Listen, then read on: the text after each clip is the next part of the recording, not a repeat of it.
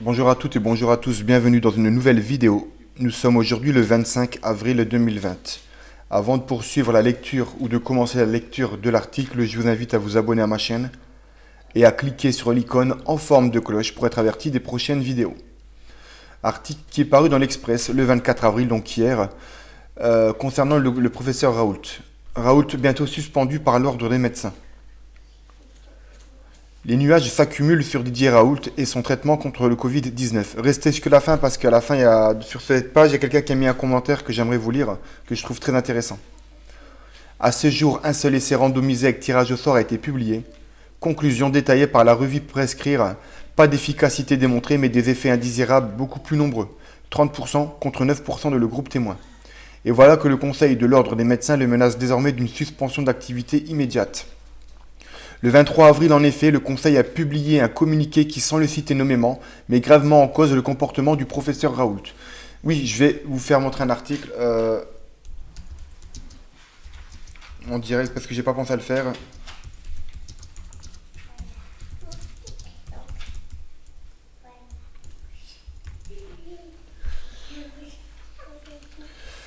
Alors, en disant que c'est pas bon, on a un comme l'article Express le dit, mais là j'ai un autre article en fait de Capital.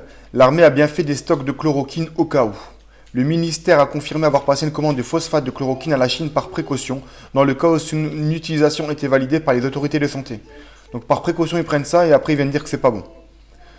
Et voilà que le Conseil... Voilà. Donc on revient à l'article d'origine. Le 23 avril, en effet, le Conseil a publié un communiqué qui, sans le citer nommément, met gravement en cause le comportement du professeur Raoult. Le titre donne le ton général. Protocole de recherche clinique illégaux. L'ordre rappelle avec fermeté les règles en vigueur. La suite n'est guère plus amène, rappelant qu'il serait inadmissible dans ce contexte épidémique de susciter de faux espoirs de guérison. L'ordre saisit officiellement l'agence du médicament à propos de ces protocoles qui s'inscrivent en dehors de la législation en vigueur.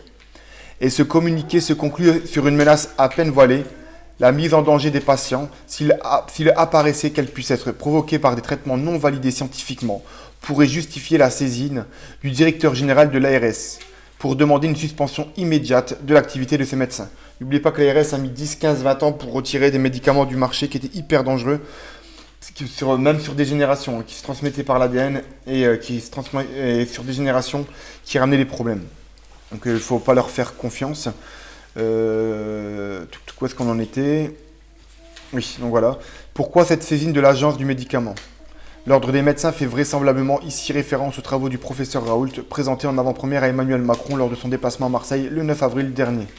Car ces travaux ont justement fait l'objet d'une demande de précision de la part de la NSM il y a une dizaine de jours déjà, et elle attend toujours une réponse du professeur Raoult.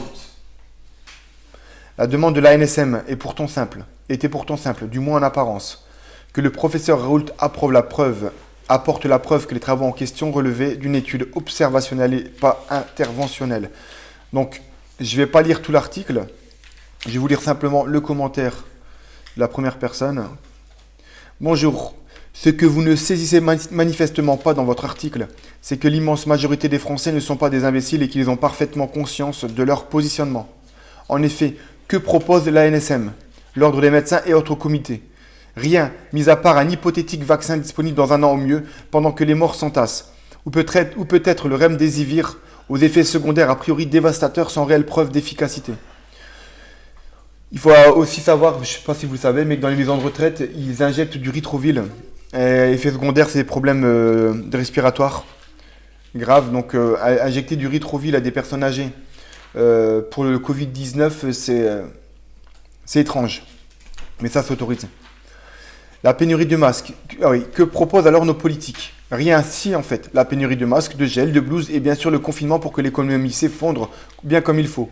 Alors oui, les Français, voyant cet immobilisme digne de 1940, voient dans son médecin un homme qui, avec ses connaissances et ses solutions, respectait son serment d'Hippocrate et ne pas céder au serment d'hypocrite des médecins de plateau télé d'une mauvaise foi sans pareil à citer des études falsificatrices de la réalité de son protocole. Testé, isolé, soigné tôt et pas au seuil de la mort.